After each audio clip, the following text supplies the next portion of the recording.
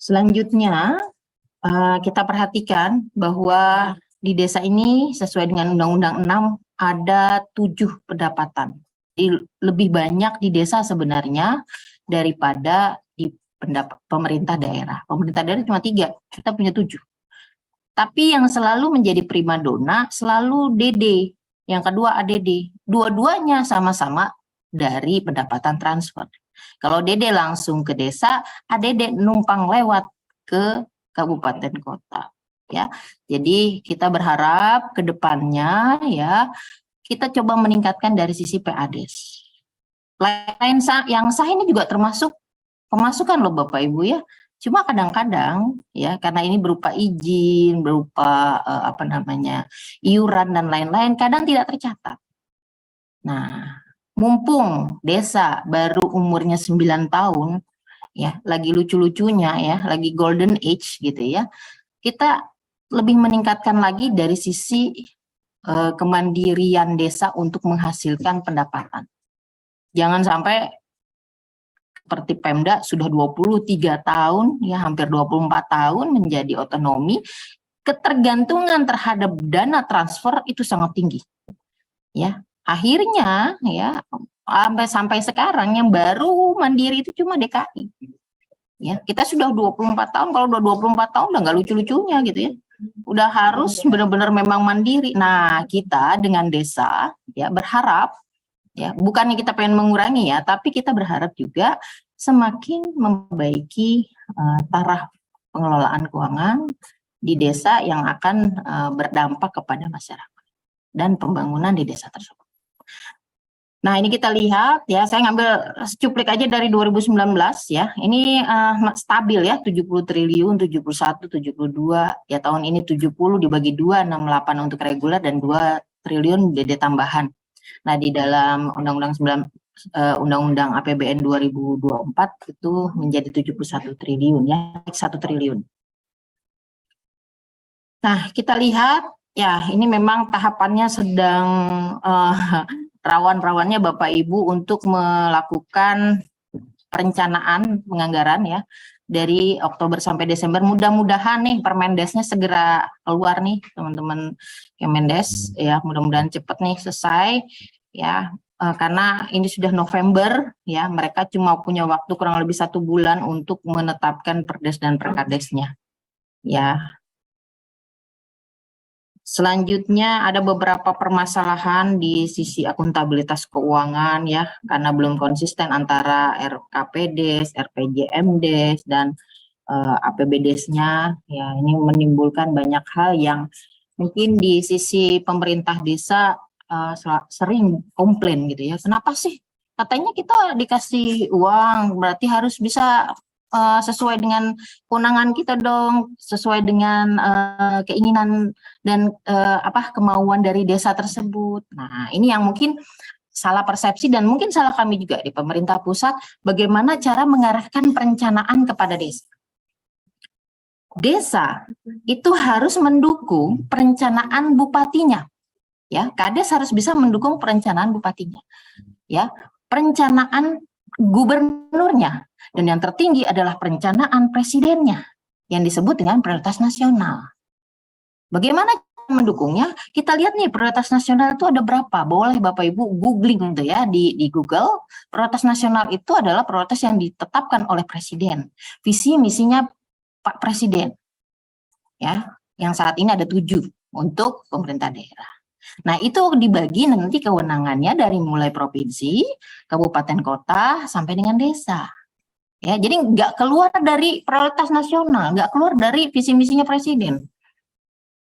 Dan juga nanti gubernur tidak bisa keluar dari visi misinya presiden dan seterusnya sampai bawah. Ya, yang boleh itu adalah secara kewenangan mereka mengkreasikan bagaimana. Ya, pasti semuanya stunting semua. Ya, semuanya kemiskinan ekstrim atau mungkin terkait dengan kesehatan, ya, terkait dengan jaminan sosial, berarti semuanya jaminan sosial seperti itu. Ya, itu yang kita bukannya berarti sentralistik, tapi pendukungan dari bawah. Kalau kita bebas semuanya gitu ya, gubernur ngomongnya apa, bupati ngomongnya apa, kades ngomongnya apa, itu namanya negara dalam negara. Sedangkan kita, negara kita adalah desentralistik. Jadi harus mendukung yang bawah, mendukung yang atas sampai presiden.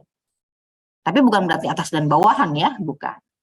Nah ini ya, ini sedikit dasar pemerintahan dan sedikit dasar dari perencanaan. Kalau perencanaannya salah, nah ini yang akhirnya ketika RKP itu sebenarnya hanya pengulangan dari RPJM.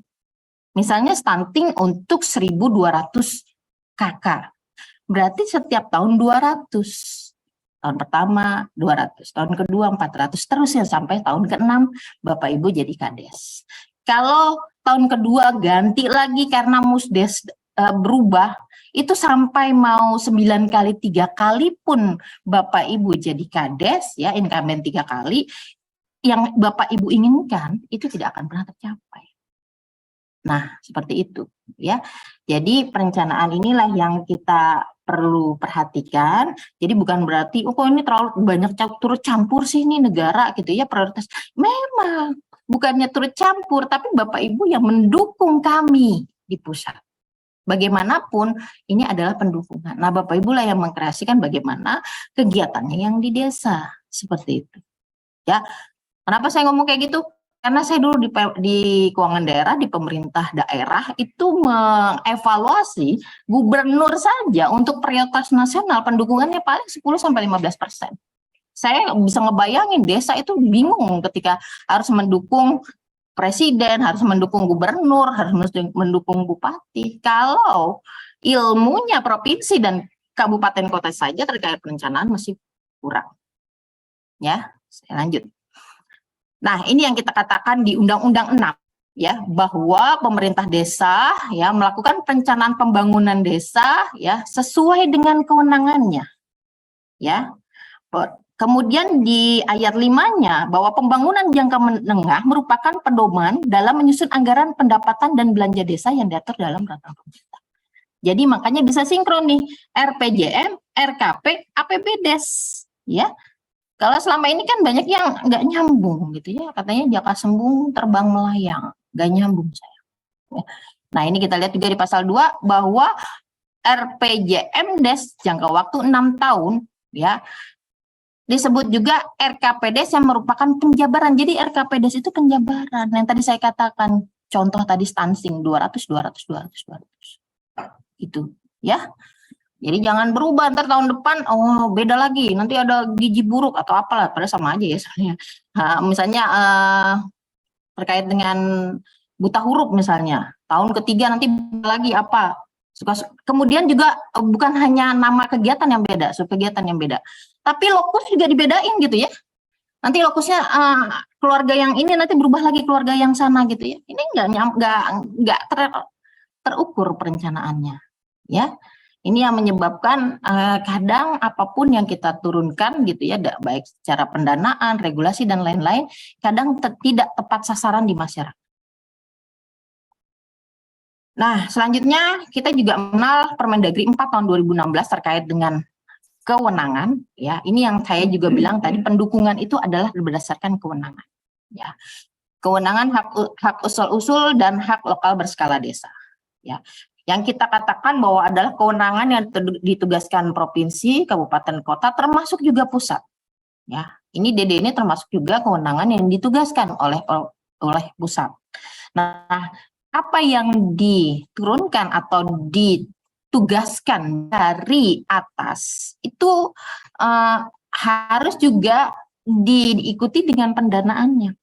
Jadi jangan cuma nyuruh doang nih provinsi, kabupaten, kota, mereka juga harus memberikan pendanaannya. Biasanya dalam bantuan keuangan atau BKK, bantuan keuangan khusus, ya. Nah, kemudian kita lihat Bapak Ibu di Undang-Undang 1 sebenarnya sinkron nih antara Undang-Undang 1 dengan Undang-Undang 6 bahwa dana desa itu adalah sekarang bagian dari transfer ke desa ya atau ke daerah. Jadi tidak ada uang pusat yang langsung ke daerah atau ke desa tanpa melalui Kemenq. Sekali lagi saya katakan tanpa melalui Kemenq. Semuanya harus melalui KPPN. Tidak ada dekon, tidak ada yang lain. Hanya ada TKD.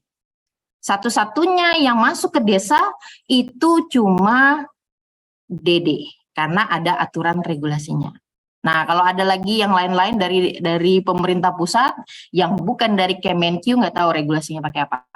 Nah, kami yang bingung nih, soalnya karena kalau di dalam kode akun yang ada di Permen 20 itu yang harus sesuai dengan regulasi. Akhirnya ngepas-ngepasin, ntar ada di mana, di lain-lain pendapatan, ada di mana. Ya, ini juga saya juga minta ini juga ya dengan teman-teman Kemenkyu, yuk kita harus bisa sosialisasikan juga ke teman-teman KL bahwa tidak boleh masukin uang ke desa atau ke Pemda kalau bukan melalui TKD, kode akunnya, atau melalui KPPN penyaluran. Nah, kemudian di sini kita lihat bahwa kesimpulannya dana desa itu bisa untuk penyelenggaraan pemerintahan, pembangunan, pemberdayaan masyarakat, dan kemasyarakatan yang menjadi wewenang desa. Tapi kita ada pengecualian di PP 37 2023 bahwa DD ini diprioritaskan lebih untuk mendanai pembangunan dan pemberdayaan masyarakat. Bagaimana dong untuk pemerintahan dan pembinaan kemasyarakatan desa gitu ya? Berarti tidak ada yang mengcover gitu ya. Ya, di sini kita lihat ada penyelenggaraan pemerintahan desa dan pembinaan kemasyarakatan desa. Kalau penanggulangan bencana ini masih ada masuk lah di DD. Nah, untuk di DD memang untuk penyelenggaraan pemerintahan dan pembinaan kemasyarakatan ini memang sangat kecil ya. Biasanya kita kenal dengan 3% dari operasional, atau mungkin lebih banyaknya ini adalah pendukungan dari ADD. Ya, jadi untuk yang terbesar itu memang yang saya meraih pelaksanaan untuk pembangunan dan pemberdayaan masyarakat desa. Ya, seperti itu. Kemudian kita mengevaluasi Bapak Ibu sekalian ya terkait dengan pembangunan infrastruktur di desa serta pemberdayaan masyarakat ya. Ini dari 2023 ya ke 2022 maksudnya. Ini mungkin karena masih kami kemarin tarik datanya masih sekitar bulan September ya, ini ada penurunan ya. Tapi mudah-mudahan nanti di Desember kita lebih tinggi ya untuk realisasi atau perencanaan untuk pemberdayaan masyarakat dan infrastruktur. Ya, ini kami analisis dari database Siskudes. Ya. Nah, tapi ada beberapa hal yang kami temukan di dalam analisis database Siskudes bahwa untuk beberapa belanja ya ada yang belum maksimal. Ya, itu untuk 3% dana operasional ya ada 9,063 ya, untuk ketahanan pangan itu 30% dan BLTDD itu 7,26% terkait ketidakpatuhannya. Kenapa ketidakpatuhannya? Ini salah satunya adalah dana desa ini dipakai untuk sesuatu yang tidak berefek langsung ke masyarakat. Ya. Mungkin dengan lebih mudahnya lagi, DD ini sebenarnya adalah belanja publik atau belanja untuk masyarakat. Kalau Bapak Ibu mau mendeteksi nih, ini boleh nggak ya Bu? Tanya dulu, ini buat aparatur apa buat masyarakat? Oh, buat perangkat desa Bu, buat seragamnya. Oh maaf, tidak boleh berarti untuk DD. Oh, ini untuk masyarakat Bu, berarti bisa. Gitu ya. Nah, di sini kita lihat bahwa kami memperhatikan habit belanja ya, dana desa, tidak hanya yang dana operasional ya. Kita lihat bahwa yang terbanyak itu adalah honorarium dan perjalanan dinas.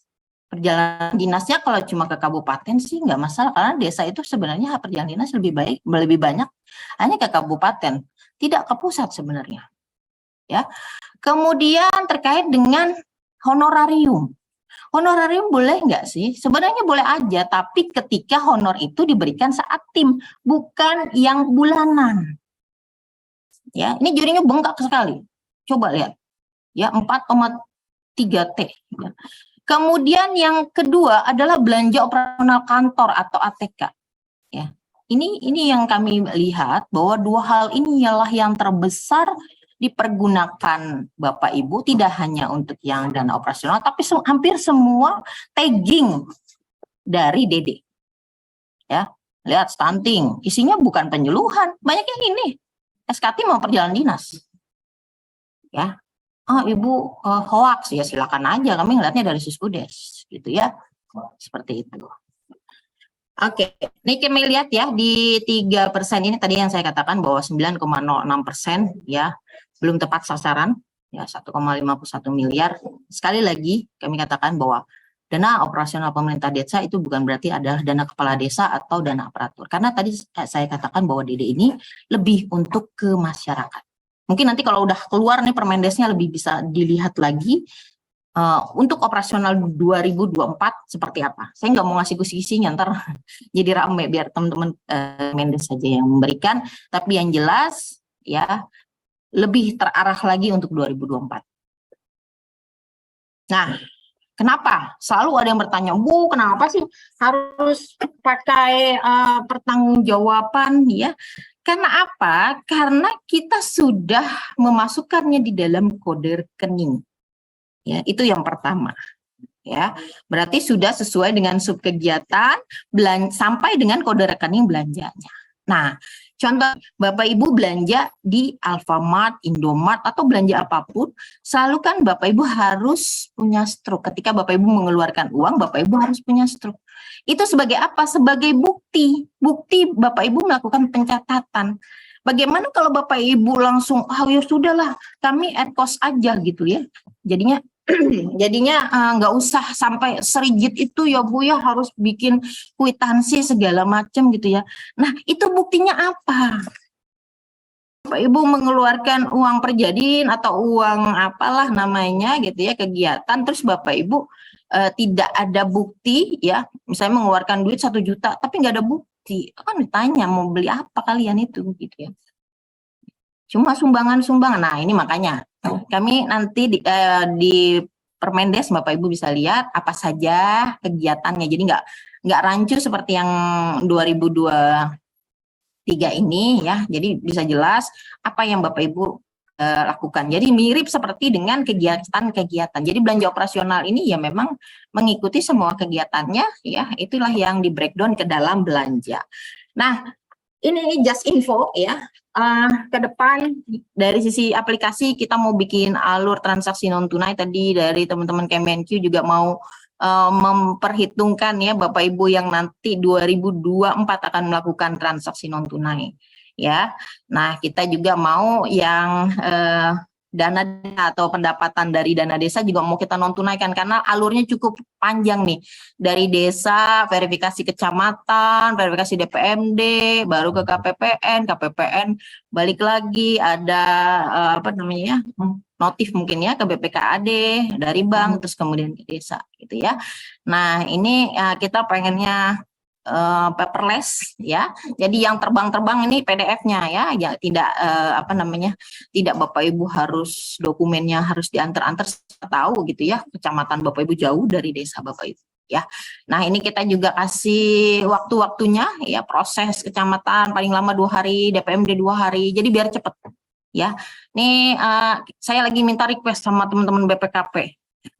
Mudah-mudahan teman-teman BPKP bisa mewujudkan. Tadi sih kita sudah ngobrol-ngobrol ya, bagaimana ini nanti untuk DD biar lebih apa namanya canggih lagi nih Bapak Ibu ya, nggak nganter-nganter berkas ya. Juga kami sangat open kali kalau teman-teman di KPPN ya bisa memberikan apa namanya shortcut, apa namanya, interkoneksi juga supaya nanti langsung bisa ke bank atau BPD untuk mengirimkan uang yang ada ya sesuai dengan bank perspektif yang ditunjuk oleh desa.